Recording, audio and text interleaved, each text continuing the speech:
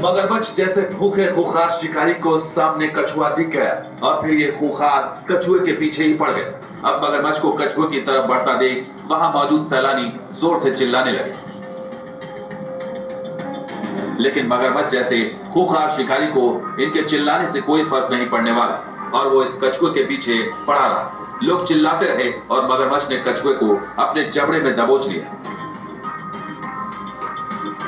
कछुआ अब मगरमच्छ के जबड़े में था और सभी को यही लग रहा था कि अब कुछ ही देर में कछुए का काम तमाम हो जाएगा। वो पल भर के बाद ही मगरमच्छ का निवाला बन जाएगा। मगरमच्छ अपने जबड़े में जकड़े कछुए को लेकर अब आगे बढ़ने लगा। मगरमच्छ के खूंखार जबड़े में कछुआ लाचार नजर आ रहा था, लेकिन कछुए को निगल पाना मगरमच्छ के लिए आसान नहीं हो पा रहा था। लाख कोशिशों के बावजूद भी मगरमच्छ उसे निगलने में नाकाम साबित हो रहा था, लेकिन वो अपने शिकार यानी कि कछुए को छोड़ भी नहीं पा रहा था।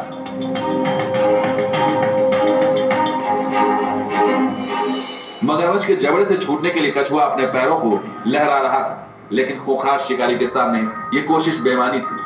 मगरमच्छ जबड़े में जकड़े कछुए को लगातार निगलने की कोशिश कर रहा था और इस दौरान उसकी दांतों के बीच जकड़ा कछुआ मगरमच्छ के जबड़े से बाहर आ गिरा। अब लगा कि मगरमच्छ उसे छोड़ देगा, लेकिन ऐसा हुआ नहीं। मगरमच्छ ने एक बार फिर कछुए को पकड़ने की कोशिश की और उसे दबोच भी लिया।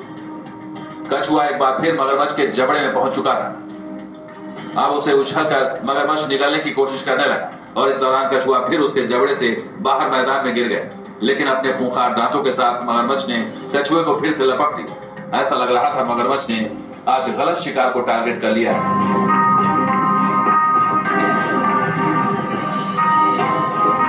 शिकार और शिकारी दोनों के बीच काफी देर तक जंग चलती रही। शिकारी न तो अपने शिकार को छोड़ने के मूड में था, न ही शिकार शिकारी के पास से भाग पा रहा था। कछुए के नन्हे पैर और धीमी चाल बार बार उसे उसके जबड़े तक पहुंचा दे रही।